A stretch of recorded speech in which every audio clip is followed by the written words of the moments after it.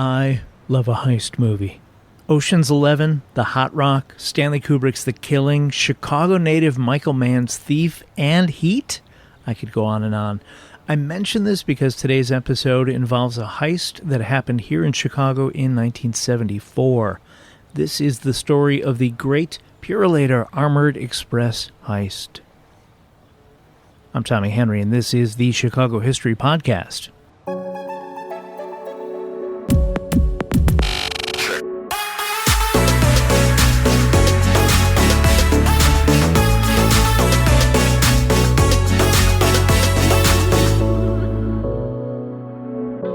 Readers of the Chicago Tribune opened their Tuesday, October 22nd, 1974 newspaper to see the joyous headline, Bears Top Pack. In their 111th meeting, the Bears prevailed over the Green Bay Packers 10-9 on Monday Night Football.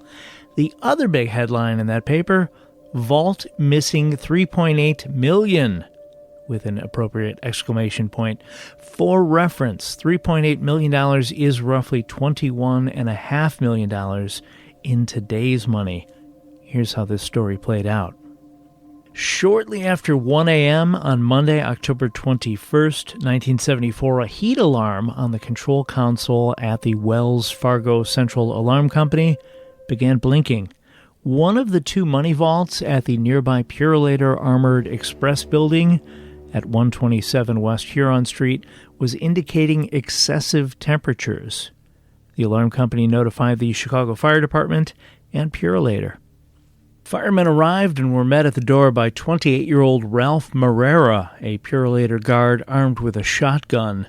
Marrera initially told the firemen he had not seen any sign of trouble and could not let them in as he was not authorized to do so. When Russell E. Hart, the regional vice president and branch manager of Purolator Armored Express, arrived at 1:30 a.m., he opened the vault as firemen stood by. Heat and a cloud of thick smoke filled the area.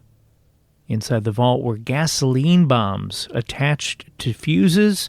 Fortunately, the lack of air in the sealed vault had quickly extinguished the flames and kept many of the bombs from igniting.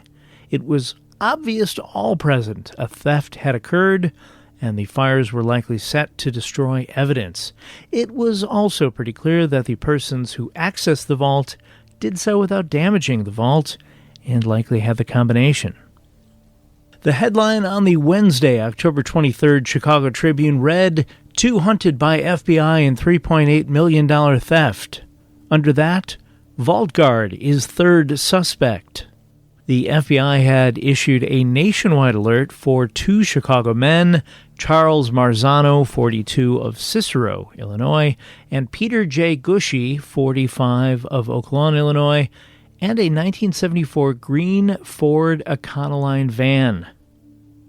Marzano had been arrested in February of 1973 in connection with an $800,000 theft at Tiara Jewelry Manufacturers on Oakton Street in Evanston. Gushy was described as a, quote, self-styled master criminal, end quote. It would be kind of cool to have that on a business card. As for the vault guard, Ralph Marrera, well, he was one of 25 employees of the company given a lie detector test, a test he failed. He quickly got himself a lawyer. The lawyer wisely told him not to take a second lie detector test. Marrera was subsequently suspended for violation of company rules. He continued to deny any involvement in the crime and refused government protection. More information came out about lie detector failing security guard Ralph Marrera, and it was not good. Marrera had worked for the Wells Fargo security agency at, wait for it, Tiara Jewelry Manufacturers on Oakton in Evanston at the time of the big theft there the year before. Although never charged in connection with that crime, he was fired after failing a lie detector test there as well. By Thursday of that week, a task force of law enforcement agencies was formed to break the case, now being called, quote, the largest heist in American history. The dollar amount, ever shifting throughout the reporting, was now said to be $3.9 million. Authorities all seem to agree that the amount of money stolen would have weighed more than 700 pounds and was in small, untraceable bills. It was also revealed that an informant had tipped off investigators weeks before the Purolator theft that a major robbery was in the works and pointed to the men now the prime suspects. Several possible locations of the robbery, which did not include the Purolator site on West Huron, were staked out on the first 2 Sundays of the month without success. Police Commander Victor Verdoliak said the robbery could have been much bigger as there remained $21 million in the scorched vault. Verdoliak was quoted as saying, "They got away with as much as they could in the time they had." As for where all that money went, one theory that made the rounds initially was it may have been flown out of town. One suspect in the case, Charles Marzano, was reportedly a pilot, and according to the story in the Chicago Tribune, quote, "A number of top Chicago hoodlums have access to or own planes," investigators said, end quote. I do love the word hoodlums. The Sunday after the theft, security guard Ralph Moreira became the first to be arrested in connection with the heist. As the obvious inside man, there was concern that he might be a target for those eager to keep him quiet or for those looking to rip him off. When federal marshals were asked by the press where Moreira was being held, they reportedly responded that he was, quote, "under tight security at a military installation near Chicago," end quote. Ralph Moreira was actually being held at the Winnebago County Jail in Rockford, about 90 miles northwest of Chicago. While at Winnebago County Jail, a distraught Moreira tried to hang himself. He was later transferred to Cermak Hospital at Cook County Jail back in Chicago, where he was given sedatives. He later slipped into a coma and was brought to intensive care. Originally, many thought he might have been poisoned, but he was under police guard. More on Moreira in a bit. A few new names were added to the list of suspects, including James "Jimmy the Greek" Maniatis, 58, of 110th Place in south suburban Worth, Illinois, who was arrested at his apartment and questioned by FBI agents for 2 hours. Sidebar, I've mentioned before that newspapers used to print the exact address of people, which I find bonkers. Not a basic, this 7200 block of West 110th Place kind of thing. No, they would write it as 7235 West 110th Place, Worth. Kind of like the original doxing. Now, I realize that I just did the same thing here, but as Jimmy the Greek would be, as of this writing, 105 years old, if he is still with us, I doubt he still lives there.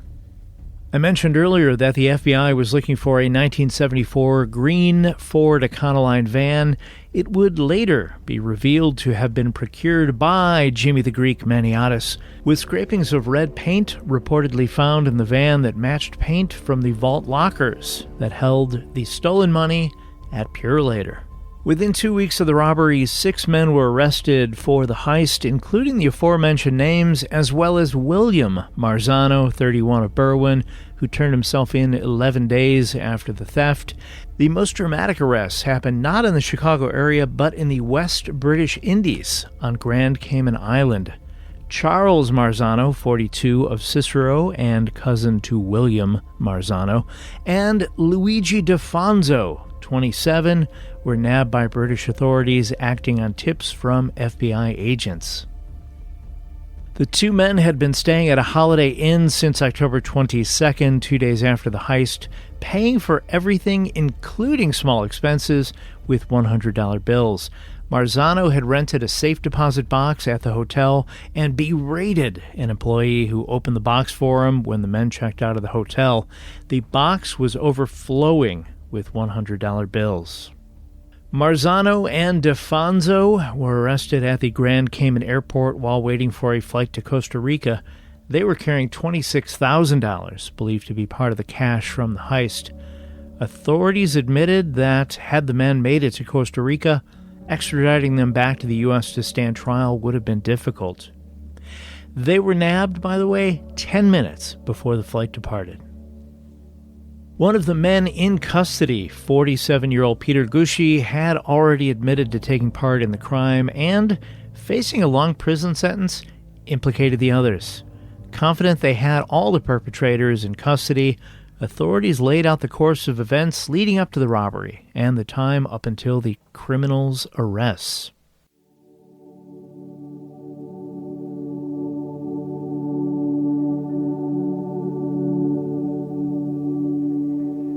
Security guard Ralph Moreira got the job as a security guard at the Purolator Vault in September of 1973, more than a year before the heist, after passing a polygraph test.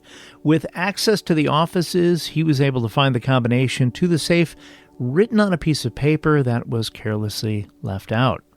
The night of the theft, Moreira let the other thieves in, and Charles Marzano, called, quote, an expert at silencing alarm systems, and, quote, did that very thing on the main vault door.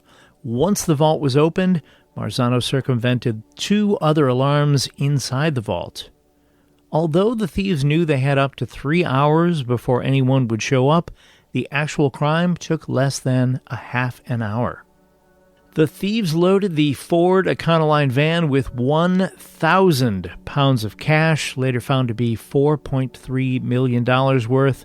From there, cash was divided up, with part of it being loaded into Luigi Defonzo's 1973 blue Lincoln Continental Mark IV. That must have been a sweet ride. Before Defonzo, Charles Marzano, William Marzano, and Peter Gushi drove to Port Columbus Airport in Columbus, Ohio, where the men chartered a plane at a fee of $3,500. Destination, Grand Cayman Island. After a stop in Miami where they unsuccessfully tried to charter a boat, Charles Marzano and Luigi Defonzo, and no, I never get tired of saying those names, continued on in another chartered plane with Gushi and William Marzano returning to Chicago. Oh, I almost forgot to mention, to cover their tracks, 8 plastic bags of gasoline with chemical fuses were set in the vault, but only 5 ignited. The remaining stacks of bills, totaling $21 million, were so tightly compressed they did not ignite.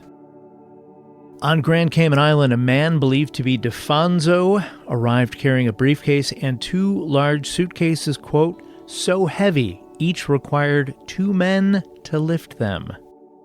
Customs officials ordered the cases opened and found them crammed with U.S. currency, all of which was then just returned to the man thought to be Defonzo. On November 21st, 1974, FBI agents executed a search warrant at 2045 North Natchez Avenue at a home owned by the grandmother of security guard Ralph Moreira. In the basement, they found a patch of freshly poured cement. Digging it up, they uncovered $1.4 million in 5 green military duffel bags in a 5-foot deep hole. The bills were later identified as being from the Purolator theft. 3 members of the 6-member gang pleaded guilty. Moreira's trial was postponed due to ongoing medical issues. He was later deemed mentally unfit to stand trial and was sent to a nursing home. In the trial of Charles Marzano and Luigi Defonzo, key witness for the prosecution, Peter Gushi, quote, perspiring heavily and speaking in a low mumble, end quote, told the court the men expected the theft to net between $300,000 and $500,000 and were surprised by the amount with which they made off. In May of 1975, Charles Marzano, described by prosecutors as the mastermind of the heist, was convicted of the Purolator crime and later sentenced to the maximum sentence of 20 years. In true Chicago fashion, Luigi Defonzo, the guy found on Grand Cayman with millions of dollars in heavy suitcases, was acquitted by the same jury that convicted Marzano. The jury believed Defonzo when he claimed he didn't know that the $2 million he took to the West Indies was stolen. The book Chicago Heist, written by Chicago Tribune reporters John O'Brien and Edward Bauman about the Purolator incident, was released in 1981 to favorable reviews. One of my favorite review headlines reads, quote, mood of sinisterness and degeneracy fitting for biggest heist in history, end quote. quote. Of course, by then, the Purolator heist was not the biggest in history, not even the biggest in the U.S. The Lufthansa heist at JFK Airport in New York in December of 1978, in which $5 million in cash and $875,000 in jewelry was stolen, topped Chicago's Purolator robbery. The money and jewelry from the heist was never recovered. If this sounds familiar, it was a key plot element in the 1990 film Goodfellas. The August 1976 Nice, France heist, during which robbers welded the vault door shut from the inside after accessing the vault through an elaborate series of tunnels, netted some $10 million in currency and valuables. Security guard turned coma patient Ralph Moreira seemingly recovered from his ongoing medical issues, wandered off from his Chicago nursing home in 1980, disappearing for 14 months. He was later seized by federal agents in February of 1982 outside the court in Maywood, Illinois, where he was to answer charges of robbing a store in suburban Forest Park, Illinois. One twist, he was going by the name Albert Santangeli, a story he stuck with even after fingerprints showed his true identity. In 1983, nearly 9 years after the heist, a sobbing Ralph Moreira, now 37, was ordered held without bond. He was later sentenced to a 20-year term. With time served, he was out in 6 years, leaving prison in 1989. 16 years after the Purolator vault heist, a $650,000 payout for a malpractice claim was awarded to Ralph Moreira in December of 1990. The claim was filed by Moreira after he was released from federal prison the year before. The malpractice allegations stem from 2 medications given to Moreira to sedate him. His lawyer claimed the effects of the drugs on Moreira's weakened condition, combined with a hospital room well above 70 degrees, caused Moreira to have seizures and suffer brain damage. The brain damage caused slurred speech and difficulty walking.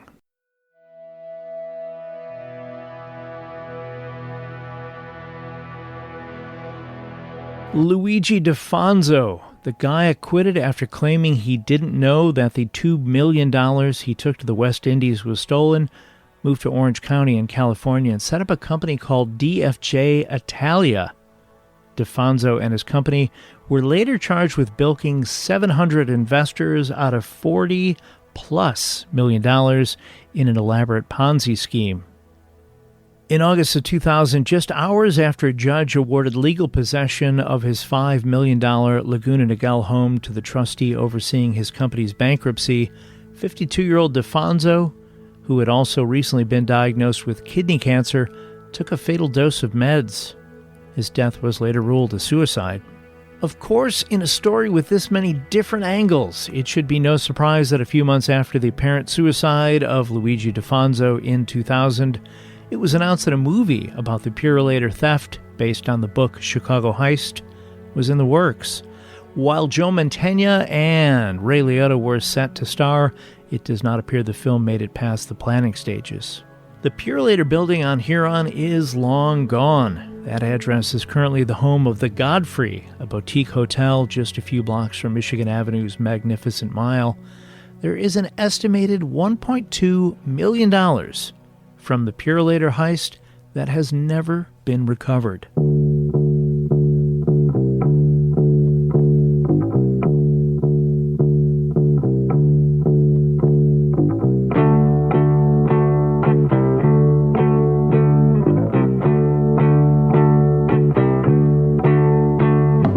Thanks for listening to today's episode about the Great Purolator Heist of 1974. This episode was written, recorded, and edited by me, Tommy Henry. If you have a moment, please rate and review the podcast wherever you listen, and tell a friend about it. It helps us reach new fans of Chicago history. As always, if you have any questions about anything covered today, anything to add, or have an idea for a future episode, I'd love to hear about it. Send me an email at chicagohistorypod@gmail.com. I have links to various books related to this episode's subject. If you'd like to learn more, anything ordered through those links, not just the items listed, may earn a small commission for the podcast and help offset production costs at no extra cost to you.